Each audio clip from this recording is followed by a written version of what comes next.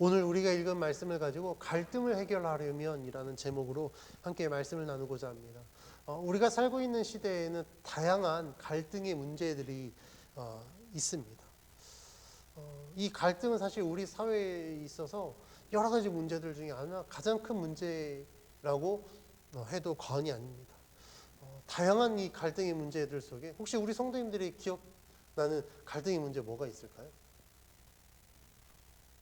우리나라에서 아주 고질적인 갈등 문제, 고부 갈등부터 시작해서 최근에는 젠더 갈등이라고 해서 남자와 여자 이 성적인 그런 어떤 차별성을 두고 여러 가지 갈등의 문제가 있습니다. 세대 간의 갈등도 있고 부부 간의 갈등, 여러 가지 갈등의 문제들이 있습니다. 이러한 갈등이 생기는 이유에 대해서 심리학에서는 개인의 정서나 동기가 다른 정서나 동기와 모순되어 그 표현이 저지되는 현상으로 갈등 상태에는 두 개 이상의 상반된 경향이 거의 동시에 존재하여 어떤 행동을 할지 결정을 못하는 것이라고 규정하고 있습니다. 그러니까 각자 다른 생각을 가지고 이 문제를 접근하기 때문에 네 생각이 맞냐 내 생각이 맞냐 이것 때문에 갈등이 야기된다는 거예요. 그래서 이 갈등은 그러면 어떤 쪽을 선택하더라도 이쪽을 선택하면 저쪽이 손해보고 또 저쪽을 선택하면 이쪽이 손해보기 때문에 이러한 결정하지 못하는 것이라고 심리학에서는 그렇게 이 갈등을 규정하고 있습니다.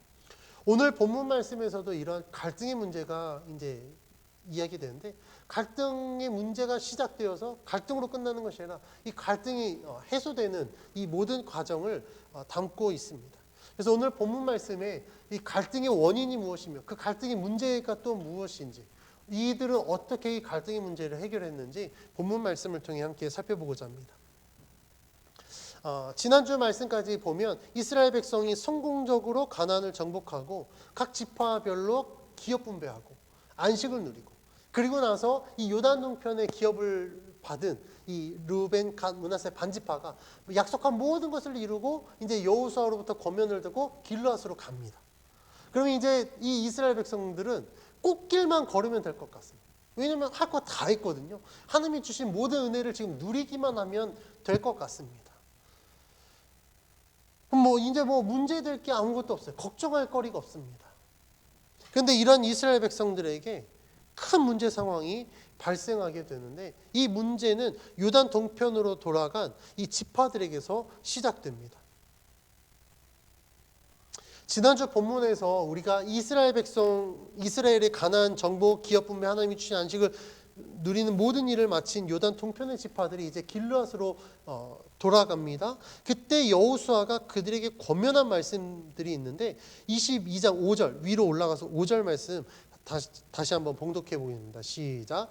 오직 여호와의 종 모세가 너희에게 명령한 명령과 율법을 반드시 행하여 너희의 하나님 여호와를 사랑하고 그의 모든 길로 행하며 그의 계명을 지켜 그에게 친근히 하고 너희의 마음을 다하여 성품을 다하여 그를 섬길지니라 하고 아멘.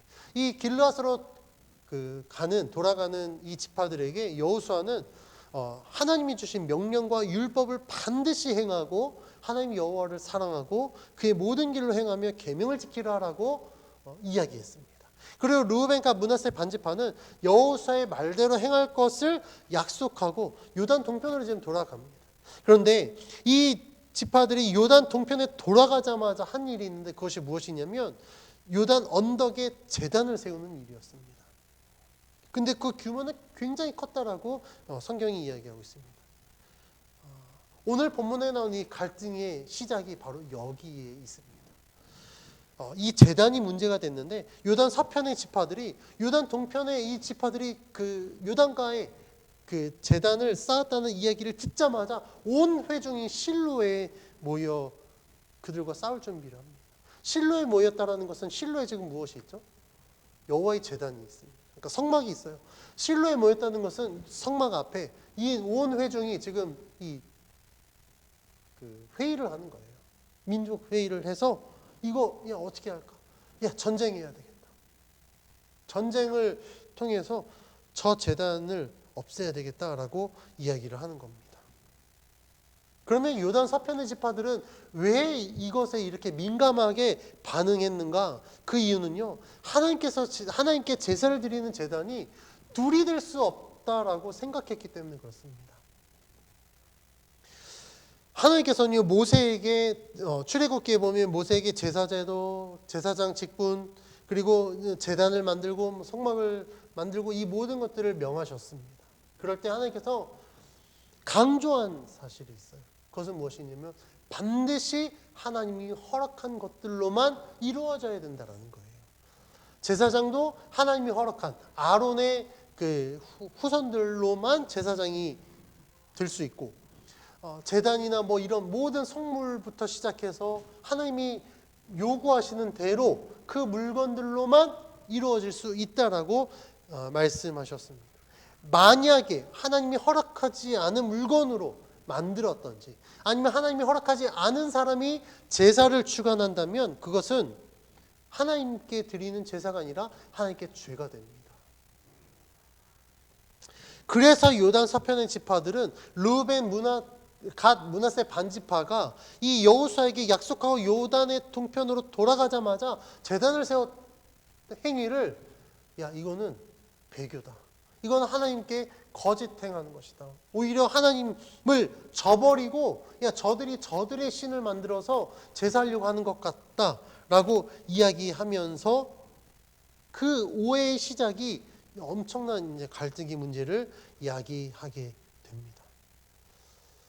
그러면 이런 오해가 정말 전쟁을 일으킬 만한 큰 문제인가? 이해가 안 되죠.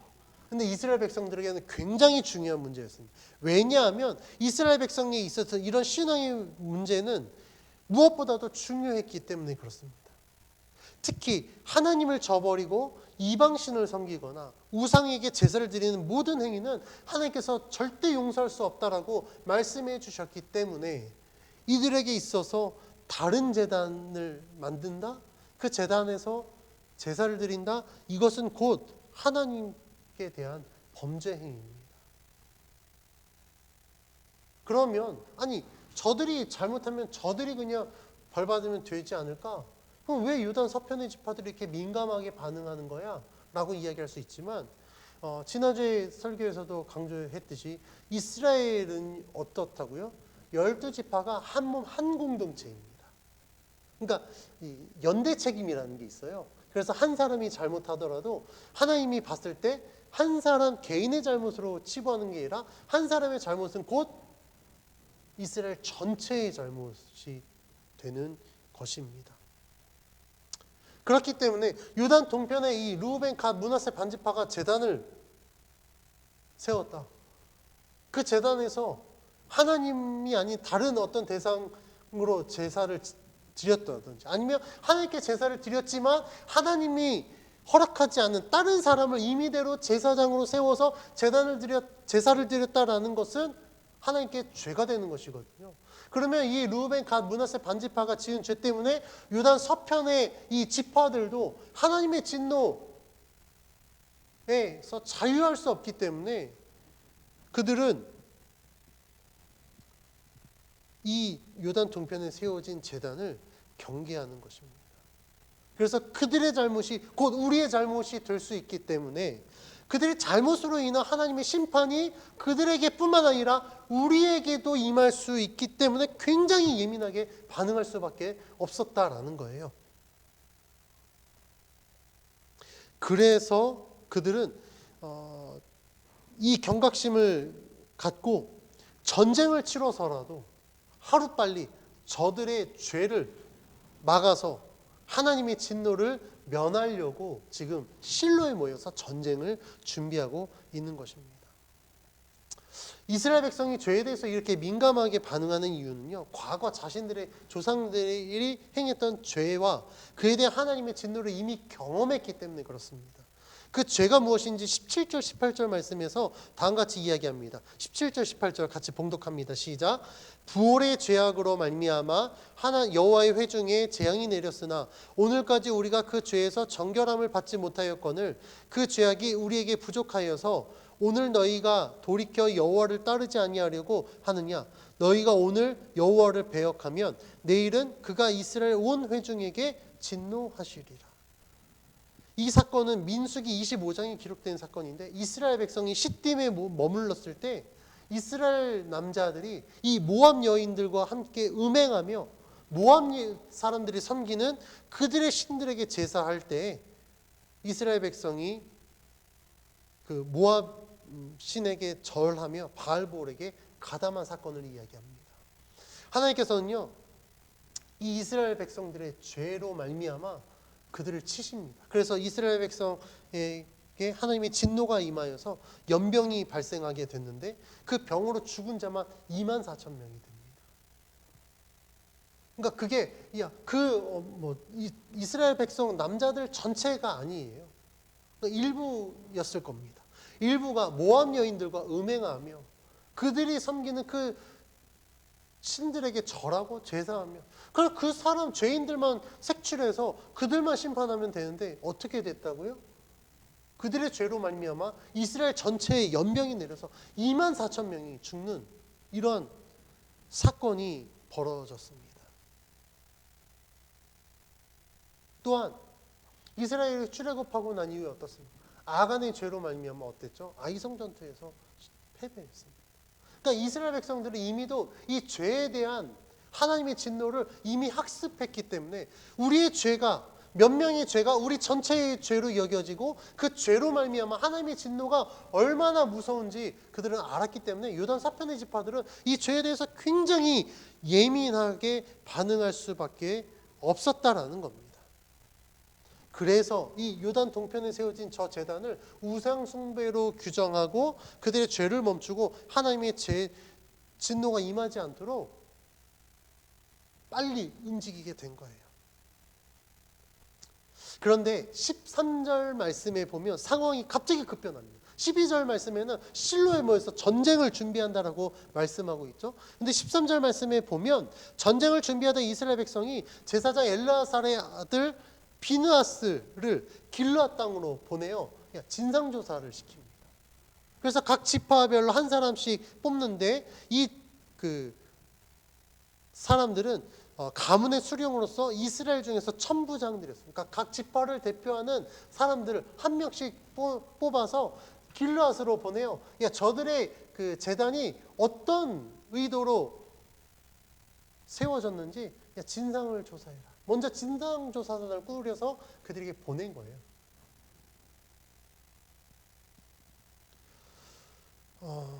진상조사단은 그래서 그 요단 동편 길르앗으로 가서 그들의 행위가 하나님께 죄를 범할 위험이 있다는 사실을 다음과 같이 이야기합니다. 앞에서 봉독한 17절 18절 말씀에 보면 이 진상조사단이 요단 동편 지파들의 잘못된 행위로 말미암아 요단 서편 지파들까지도 하나님의 진노를 당할 수밖에 없다라고 이야기를 하면서 르우벤, 갓, 므낫세 반지파 행위가 잘못되었다라고 지금 지적합니다. 이 진상조사단은 그들의 행위가 잘못되었다라는 사실을 두 가지 근거를 통해서 이야기합니다. 그 내용이 19절 말씀에 기록되어 있는데 19절 말씀을 같이 봉독해 봅니다. 시작.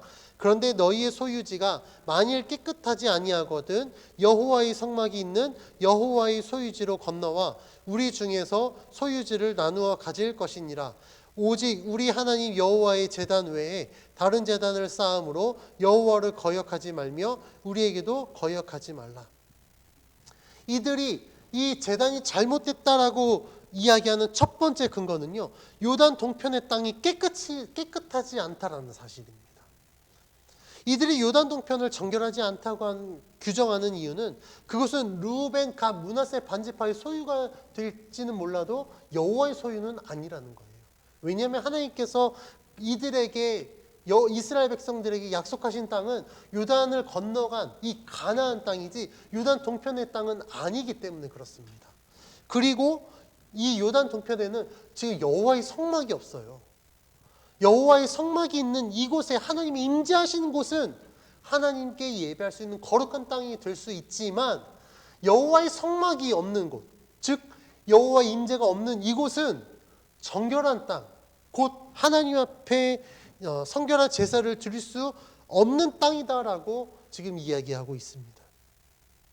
그리고 두 번째 근거는요, 여호와의 제단 외에 다른 제단을 쌓는 것은 여호와를 거역하는 죄가 된다는 사실을 근거로 삼고 있습니다. 하나님께서는 하나님이 명하시지 않은 것으로 행하는 모든 것을 다 죄로 여기십니다. 그래서 말씀드렸죠. 하나님이 허락하지 않은 사람이 제사를 주도하는 것도 죄가 됩니다. 하나님이 허락하지 않은 물건으로 무엇을 만드는 것도 죄가 됩니다. 하나님이 허락하지 않은 방법으로 임의대로 제사를 드리는 모든 것들이 다 죄가 되는 거예요. 그러니까 하나님께 드리는 제사, 하나님이 받으시는 제사는 오직 여호와께서 명하신 그 방법대로 행할 때에만 하나님이 받으시는 제사가 될 수 있는 것입니다.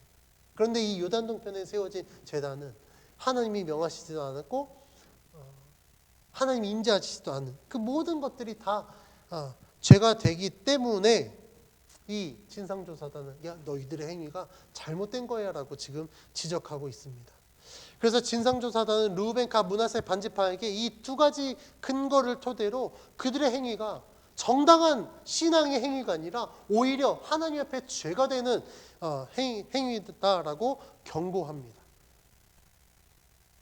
그래서 그들의 죄로 인하여 하나님의 진노는 유단 동편 지파들뿐만 아니라 유단 서편의 지파들에게도 임할 수 있기 때문에 그 행위를 멈추고 그들에게 대안을 제시합니다. 19절 말씀에 보면 그들이 제시한 대안은요, 여호와의 제단이 둘이 될 수 없으니 야 차라리 그럼 니네 이 유단 동편을 포기하고 야 우리 쪽으로 와, 우리 쪽으로 건너와서 그 소유의 일부를 너희들이 차지하고 차라리 하나님께서 명하신 여호와의 제단, 곧 여호와의 성막 여기에서 예배를 드려라라고 지금 이 대안까지도 제시하는 거예요. 그러니까 이 진상조사단이 이야기하는 건 야 절대 여호와의 제단은 두 개가 될 수 없다. 여호와의 제단은 지금 이 실로에 있는 이 여호와의 성막 그곳만이 여호와의 제단이 될 수 있으니까 너가 이쪽으로 와서 예배를 드릴지언정 제단을 둘로 만들 수 없다. 두 개는 허락될 수 없다라고 이야기를 하는 것입니다. 그래서 이 모든 이야기를 들은 이제 이 요단 동편의 르우벤, 갓, 므낫세 반지파는 자신들이 이 제단을 왜 세웠는지 이제 자신들을 변호하기 시작합니다.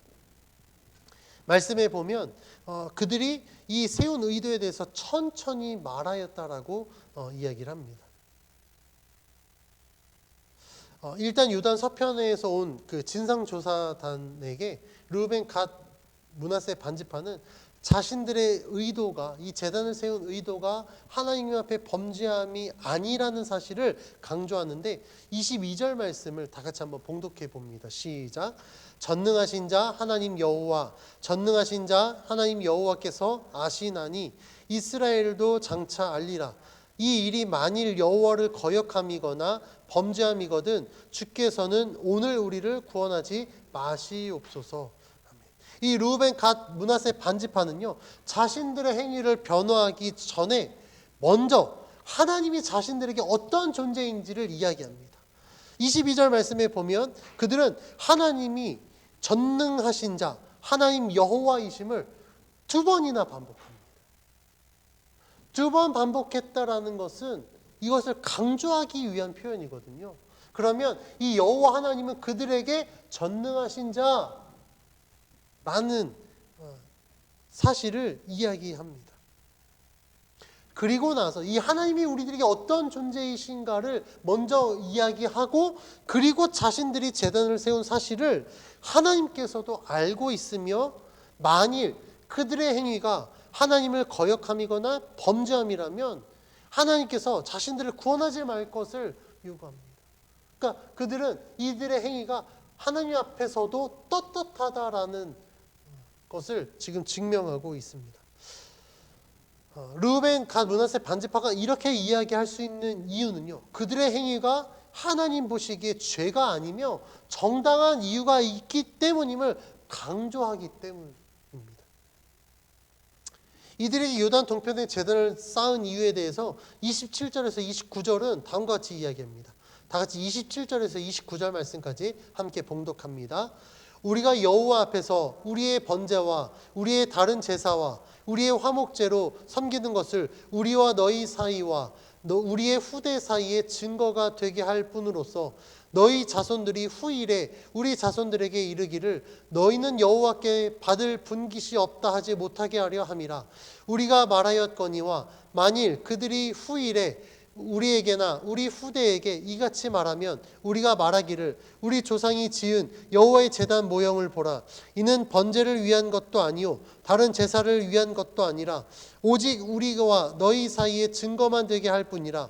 우리가 번제나 소제나 다른 제사를 위하여 우리 하나님 여호와의 성막 앞에 있는 제단 외에 제단을 쌓음으로 여호와를 거역하고 오늘 여호와를 따르는 데에서 돌아서려는 것은 결단코 아니라 하리라. 아멘.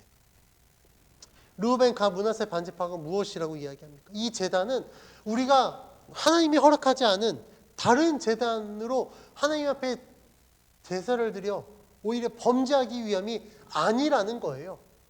그러니까 이 제단은 그냥 단지 모형일 뿐이다. 그러면 왜 모형을 세웠느냐? 27절 말씀에 나중에 후대에 너희 자손들이 이야기하기를 요단강 건너편에 너희들 정통성에 대해서 의문을 제기할 때 우리가 이것을 증거로 삼기 위함이다라는 거예요.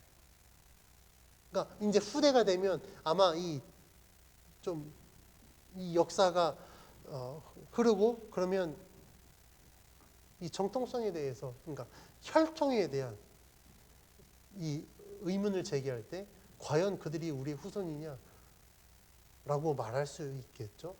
예를 들면 지금도 우리나라로 따졌을 때 우리나라 일제 강점기 때 곳곳에 뿔뿔이 흩어졌지 않습니까? 그럼 고려인들도 그렇고 저기 이제 러시아 그쪽 지역에 있는 고려인들도 그렇고 중국에 있는 연변부터 시작해서 그쪽에 살고 있는 조선족도 그렇고 일본에 있는 우리 제일동포들도 그렇고 과연 이들이 우리 한민족이냐라고 이야기했을 때 어떻습니까? 우리 민족이라고 이야기할 수 있을까요? 우리 민족이죠. 왜냐하면 우리나라 조선인들이 그 독립운동을 위해서 만주에 있는 그 임시정부 수립을 위해서 만주로 건너가고 그쪽에서 독립운동했고 광복 이후에 본토로 돌아오지 못했을 뿐이지 그들의 혈통은 우리의 혈통과 똑같다라는 거예요. 다만 그쪽에 살고 있기 때문에 국적은 그쪽 국적을 갖고 있을지 몰라도 혈통으로 따졌을 때는 우리와 동일한 혈통이다라는 겁니다. 그러니까 이들도 이것 때문에 이야기하는, 니네가 우리 민족이야? 니네는 그쪽 민족이지? 라고 이야기할 때 우리는 여호와를 믿는 너희와 똑같은 이스라엘 민족이야. 하나님의 언약 백성이야. 그것을 증거 삼기 위해서 하나님께서 말씀하신 대로 그 모형대로 제단을 세워놓고 증거로 삼기 위해서 이것을 지었다라는 거예요. 만약에 우리가 결이 다르면 니네가 하나님이 명하신 대로 지었던 그 제단이 어떻게 우리가 지을 수 있겠느냐? 이방신을 섬겼다고 한다면 그들이 섬기는 그 모형대로 지었지 우리가 어떻게 여호와의 이 제단이 우리 가운데 있겠느냐? 증거로 삼기 위함이라는 거. 그러면서 29절 말씀에 이렇게 강조하죠. 우리가 번제나 소제나 다른 제사를 위하여 우리 하나님 여호와의 성막 앞에 있는 제단 외에 제단을 쌓음으로 여호와를 거역하고 오늘 여호와를 따르는 데서 돌아서려는 것은 뭐라고요? 결단코 아니다. 우리도 알고 있어. 여호와의 제단은 절대 두 가지가 될 수 없다는 것 우리도 알고 있다. 그리고 하나님께서는 하나님이 명하시지 않은 어떠한 제사, 어떠한 행위도 하나님은 용납하지 않는다는 거 우리도 알고 있다. 다만 우리는 이것을 증거로 삼기 위함이다라고 이야기를 하는 것입니다. 이러한 그 요단 동편 지파들의 이야기를 들은 이 진상조사단은요, 자신들이 오해한 것에 대한 사실을 확인하고 그들에게 다음과 같이 이야기합니다. 30절, 31절 말씀 같이 한번 봉독해 봅니다. 시작. 제사장 비느하스와 그와 함께한 회중의 지도자들 곧 이스라엘의 천천의 수령들이 르우벤 자손과 갓 자손과 므낫세 자손의 말을 듣고 좋게 여긴지라. 제사장 엘르아살의 아들 비느하스가 르우벤 자손과 갓 자손과 므낫세 자손에게 이르되 우리가 오늘 여호와께서 우리 중에 계신 줄을 아노니 이는 너희가 이 죄를 여호와께 범하지 아니하였음이니라. 너희가 이제 이스라엘 자손을 여호와의 손에서 건져내었느니라 하고. 아멘. 요단 서편의 지파들이 가장 우려했던 부분들은 바로 이 요단 동편의 지파들의 행위가 하나님께 죄가 된다면 하나님의 진노가 이스라엘 전체에게 임할 것을 가장 우려했습니다. 그런데 르우벤, 갓, 므낫세 반지파의 행위가 하나님을 대적하고 하나님께 범죄하기 위한 행위가 아니라 오히려 하나님을 향한 신앙의 증거로 남기기 위함이라는 사실을 알게 되자마자 그들은 이스라엘 자손을 여호와의 손에서 건져내었다라고 고백합니다. 왜 이렇게 고백하냐면 만약에 우리가 잘못 알아서 전쟁을 치렀다면 진상조사단을 꾸리지 않고 곧바로 전쟁을 했다고 한다면 이 전쟁은요 무고한 전쟁이 될 수 있었습니다. 그런데 진상조사단을 보내어 그들이 왜 이 재단을 세운지 그 모든 동기를 잘 설명해서 우리가 무고한 전쟁을 할 뻔했는데 너희들이 그 설명이 이 전쟁을 막았다. 그래서 너희들이 이스라엘 전체를 지금 건져내었다라고 이야기하고 있는 것입니다. 그러면서 이 진상조사단은 요단 동편의 이 지파들이 제단을 세운 그 모든 동기와 목적을 좋게 여기고 오히려 여호와 하나님을 즐거이 하며 찬송하며 모든 이스라엘 백성들이 기뻐하게 됩니다. 오늘 본문에 기록된 이 사건의 발단은 사실 이스라엘 동편의 지파들도 그렇고 이 서편의 지파들도 그렇고 둘 다 하나님을 온전히 믿고 자신의 신앙을 지키기 위한 그 마음에서 비롯되었습니다. 그러니까 요단 동편은 하나님을 향한 그 신앙, 우리가 정말 하나님의 언약 백성이라는 사실을 증거로 남기기 위해서 제단을 세웠고, 이 요단 서편이 그들의 이 제단을 막으려고 했던 이유도 여호와의 제단은 두 개가 될 수 없기 때문에 신앙의 정통성을 지키기 위해서 사실 이 갈등, 오해가 시작되고 갈등이 이제 벌어지게 되었습니다. 그러니까 똑같이 하나님을 향한 그 믿음의 행위로 시작되었지만 양쪽의 생각이 달랐기 때문에 오해가 시작됐고 갈등으로 번지게 된 것입니다. 양 진영의 생각은 서로 달랐지만 이들에게는요 하나님을 향한 신앙을 지키고자 하는 마음은 같았습니다. 그래서 오해로 인한 갈등이 발생하고 심지어 전쟁을 치를 뻔했지만 전쟁보다 이 대화를 통하여서 그들이 서로의 생각이 같았구나 라는 것을 확인하고 오히려 전쟁이 아니라 하나님을 경외하고 온 민족이 너희도 하나님을 믿고 우리도 하나님을 믿고 우리들의 믿음은 같은 믿음이었어. 우리는 한 하나님을 믿고 있었어 라는 것을 확인하고 난 이후에 그들은 서로 기뻐하고 각자의 자신의 길로 향하게 되었습니다. 오늘 본문에서 일어난 사건과 같이 사람은 어떤 현상을 바라볼 때 그 현상에 대한 제대로 된 의도를 파악하지 못하면 자신의 기준으로 이것을 판단하고 그냥 결론을 짓습니다. 그러면 어떻게 될까요? 여기에서 이제 오해가 생기고 갈등이 발생하게 되는 거예요.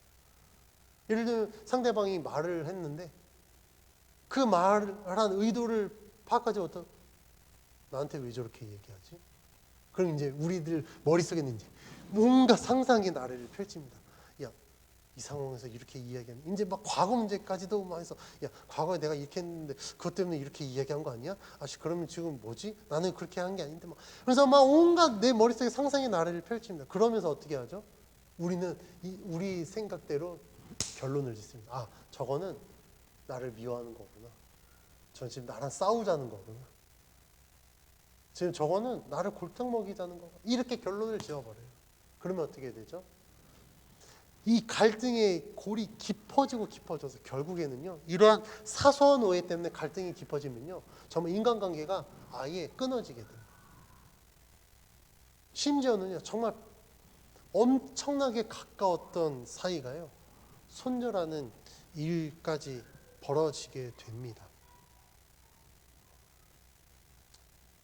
이러한 문제들이 일어난 이유는요.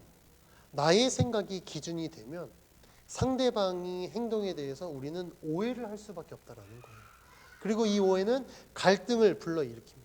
갈등이 깊어지면 오늘 본문에 기록된 것처럼 전쟁까지도 벌어질 수 있게 됩니다. 그래서 대부분의 싸움은요, 정말 사소한 오해로부터 시작된다는 거 알고 계세요? 이 사소한 오해가요, 그냥 개인과 개인이면 그렇게 될 수 있지만, 만약에 이 사소한 오해가 국가와 국가 간의 갈등 문제로 벌어지면요, 전쟁까지도 이루어진다니까요. 그래서 오늘 본문에서는요, 이 갈등의 그 해결 방법에 대해서 이야기합니다. 오늘 본문에 나오는 이 갈등의 해결 방법은요, 하나님을 사랑하고 신뢰하는 이스라엘 백성의 그 신앙이었습니다. 요단 동편의 지파들이 제단을 세운 것도, 그리고 그들의 세운 제단을 막으려고 한 이 요단 서편, 모두가 다 사실 하나님을 향한 신앙을 지키기 위한 행동이었습니다. 그래서 이들은 그 의도와 목적을 서로 대화를 통하여서 알게 되고, 그것을 파악하고 난 이후에 이 행위는 신앙의 변질을 이야기하는 것이 아니라 신앙을 지키기 위함이었구나, 하나님의 언약의 백성으로서의 정통성을 지키기 위한 것이었구나 라는 것을 확인하고 이 갈등의 문제가 해결되었습니다. 이와 같이 우리도 살아가면서 여러 가지 갈등을 겪게 됩니다. 이러한 갈등은요, 사실 잘못된 행동으로 인해 비롯되기도 하지만 거의 대부분의 갈등은요, 오해로부터 시작된다라는 사실이에요. 그래서 이 갈등은, 이 오해를 해소하면 사실 갈등은 해결되거든요. 그래서 오늘 본문을 근거로 이 갈등을 어떻게 하면 해소할 수 있을까? 그 해답을 함께 살펴보고자 합니다. 먼저 첫 번째는요, 갈등은 대화를 통해 해결할 수 있다는 사실입니다.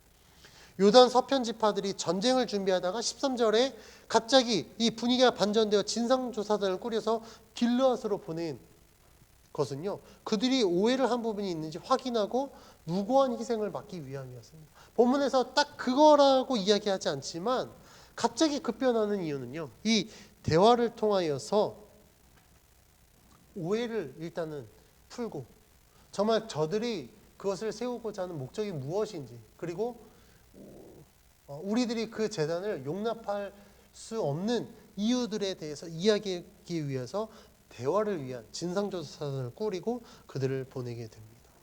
만약에 이런 대화의 단계가 없었다면 어떻게 됐을까요? 곧바로 전쟁이겠죠. 그러면 오해로 인한 갈등의 문제로 전쟁을 치렀을 때 이건 동족 간의 전쟁이었거든요.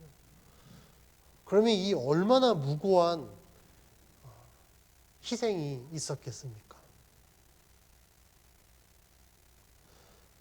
이들의 대화는 이 갈등을 해소했을 뿐만 아니라 엄청난 무고한 희생과 함께 하나님께 죄를 범할 뻔한 이 모든 여지들을 다 말끔히 해소했습니다. 그래서 이 갈등의 해소의 첫 번째 방법으로서 오늘 말씀에서는 대화를 이야기를 합니다. 두 번째는요, 동일한 목적의식을 찾아야 됩니다.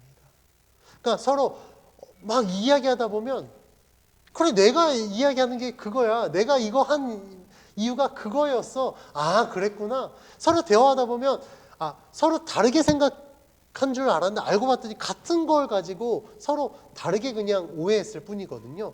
그래서 이 대화를 통해서 동일한 목적의식을 찾아야 된다는 겁니다. 이 요단 동편의 지파들, 그리고 요단 서편의 지파들, 이들에게 동일한 목적의식은 무엇이었죠? 하나님을 향한 믿음을 지키기 위함이었다라는 거예요. 이와 같이 서로 입장이 달랐지만 이야기를 해보니까 이거 공통점이었네. 나는 이 생각을 가지고 나는 이렇게 표현을 했고 저 사람은 똑같은 생각인데 저렇게 표현했기 때문에 서로 다른 줄 알았는데 이야기를 해보니까 서로 동일한 목적의식을 갖고 있었다라는 사실, 그래서 이 갈등의 문제는요, 대화를 통하여서 서로 동일한 목적 의식을 찾으면 갈등은 해소될 수 있다는 거예요. 오해는 풀리게 된다는 겁니다.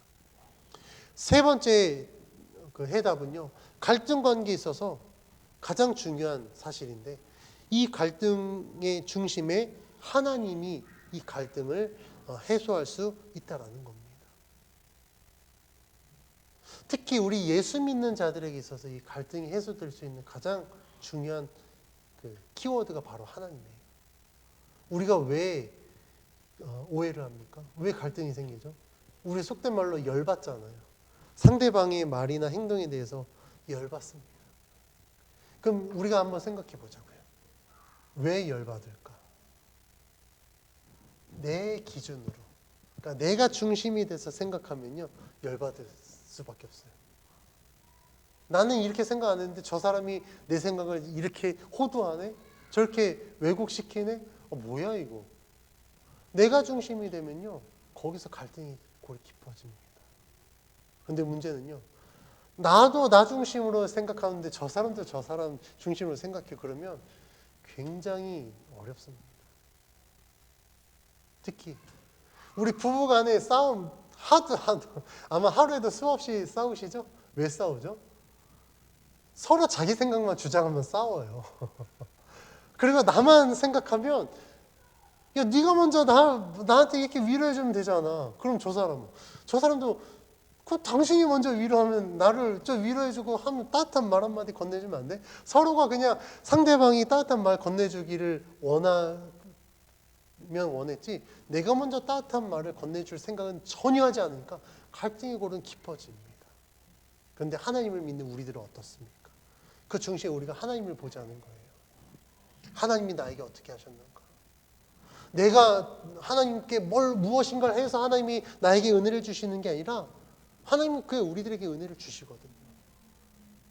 그러니까 우리는 하나님 앞에 값없이 받은 은혜 때문에 감사함으로 하나님 앞에 살아가는 거 아닙니까? 그 하나님의 사랑을 생각하면, 나는 하나님 앞에 이렇게 값없이 은혜를 받았는데 나도 값없이 그걸 행해야 되지 않을까? 라고 생각하면, 막 내 중심으로 생각하면 막 우라가 치밀어 오르고 막 열받고 막 다시는 안 볼 것처럼 하지만, 하나님을 생각하면 내가 잘못했구나 라는 것을 우리는 깨닫게 된다라는 거예요. 그래서 갈등이 문제 있지만 하나님을 생각하면 우리가 용서하지 못할 죄가 없고요, 용납하지 못할 일들이 없습니다. 이스라엘 이 백성들도 그들이 이 갈등 문제를 해결할 수 있는 가장 이 중심은 무엇이었습니까? 하나님이었습니다. 하나님이 계셨기 때문에 갈등 문제가 해소될 수 있었던 것처럼, 우리들도 이 갈등의 문제가 있을 때 우리가 하나님을 생각하면 얼마든지 이 갈등의 문제는 해결될 수 있습니다. 우리가 세상을 살아가다 보면요, 많은 부분에서 오해가 생길 수 있습니다. 그 오해로 인해서 여러 가지 갈등의 문제를 겪게 될 수 있습니다. 근데 이 갈등은요, 갈등의 가장 큰 이 무기는 무엇이냐면 관계를 그냥 끊어버린다라는 거예요. 생각해 보십시오. 관계가 끊어지는 건 누가 가장 좋아할까요? 하나님이 좋아하실까요? 아니면 사탄이 좋아할까요? 하나님이 좋아하시는 그 끊어진 관계는요, 우리가 세상과 단절하는 거, 요거 외에는 하나님이 어떠한 관계도 끊어지는 것을 하나님은 원하지 않으십니다. 하나님은요, 모든 관계가 회복되어지기를 원하세요. 첫째는 하나님과 우리 사이에 죄로 인해서 깨어진 관계가 회복되기를 원하시고, 둘째는 우리가 살아가면서 가족, 주변의 여러 사람들과의 관계, 이 모든 관계들이 죄로 인하여서 사탄의 이 전략으로 인해서 깨어졌던 관계들이 회복되어지기를 원하십니다. 그래서 하나님이 우리를 먼저 사랑하시고, 우리를 사랑하신 그 사랑으로 말미암아 우리가 사랑을 행하여서 이 세상 가운데 모든 깨어진 관계가 회복되어지기를 하나님은 원하신다라는 거예요. 그래서 하나님을 믿는 우리들은요, 갈등의 중심에서 그 갈등을 더 증폭시키고 막 오해를 불러일으키는 갈등의 주체가 아니라 그 갈등의 중심에 서서 그것을 봉합하고 하나님의 사랑으로 이 갈등의 문제를 해결할 수 있는 역할들을 감당하기를 원하십니다. 그래서 우리에게 먼저 하나님의 사랑을 아무런 값없이 풍성하게 주신 거예요. 비록 우리가 죄를 지을지언정 하나님 앞에 자복하고 회개하면 어떻습니까? 하나님은 너 왜 그랬어? 야, 너 몇 대 맞아. 넌 죄값을 치러야만 내가 용서해 줄 거야 라고 하나님은 말씀하지 않으십니다. 하나님은요, 우리가 죄를 지어도 하나님 앞에 자복하고 회개하면 그래, 내가 묻지도 따지지도 않고 너희 죄를 용서할게. 왜 하나님이 우리에게 이렇게 이야기하실까요? 하나님의 그 대속의 은혜를 우리가 먼저 받았으면 우리도 세상 가운데서 그렇게 행하라는 거예요. 세상은 먼저 용서할 수 없습니다. 세상은 먼저 손 내밀지 않아요.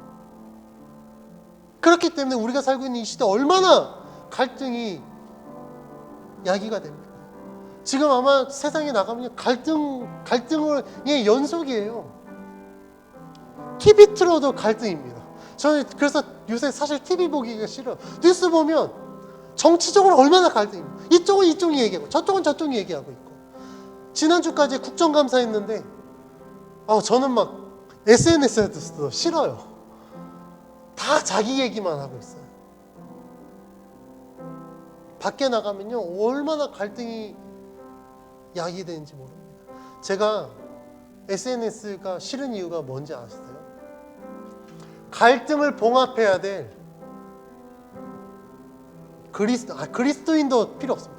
목회자들이요 자기가 나가서서 자기의 생각, 자기의 그 정치적 진영 가지고 자꾸 자기 이야기만 해요. 그래서 제가 SNS에서 저는 정치적인 이야기 전혀 안 합니다. 몰라서 안 하는 게 아니라 할 줄 몰라서 안 하는 게 아니라 너무 잘나신 분들이 많으니까 나라도 좀 자제하려고. 너무 안타깝습니다. 그래서 기도합니다. 하나님, 이 갈등의 문제를 해결해야 될 이 역할을 감당해야 될 예수 믿는 자들이 세상에서 오히려 그 갈등을 조장하고 있습니다. 어떻게 해야 될까요? 아마 우리 성도님들도 나가면 갈등의 연속에 살아갈 겁니다. 그런데요, 우리가 잊지 말아야 될 것은 우리는 갈등을 일으키는 계기가 돼서도 안 되고요. 그 갈등을 증폭시키는 증폭제가 되어서도 안 됩니다. 우리가 갈등의 중심에 있다라는 것은 그 갈등을 봉합하는 역할을 감당해야 됩니다. 그러기 위해서는 반드시 하나님이 나에게 어떤 은혜를 주셨는가, 하나님은 그 문제에 대해서 어떻게 나에게 하셨는가를 우리는 알아야 됩니다. 오늘 말씀에 이들이 대화를 통하여서 그들 가운데 역사하셨던 하나님을 확인했을 때, 하나님을 향한 믿음을 확인했을 때 이 갈등의 문제가 해결된 것처럼 우리들도 우리들의 삶 속에서 내가 하나님을 믿는 자지, 하나님 나에게 이런 은혜를 주셨지, 하나님 나를 이렇게 용납하여 주셨지, 이렇게 사랑해 주셨지, 이렇게 용서해 주셨지, 왜 그랬을까? 우리가 세상 가운데 그렇게 행하라고 하나님이 먼저 우리들에게 보여주셨음을 기억하여서 정말 이 수많은 문제들 속에 여러 가지 갈등이 야기되고 있는 이 세상 가운데 예수 믿는 우리가 먼저 손 내밀고 먼저 대화, 먼저 화해하여서 정말 하나님의 방법으로 이 모든 갈등의 문제를 해결하는 우리가 되어지기를 원합니다. 그것은요, 큰 문제를 이 정치적 갈등을 우리가 나서서 해결하지 못해요, 우리는. 그러나 삶의 자리에서 작은 거 하나부터 우리가 실천하면 그것이 불씨가 되어서 모이면 정말 큰 변화가 이루어질 줄 믿고 그러한 삶을 살아가는 우리 모두가 되길 주의 이름으로 간절히 축원합니다.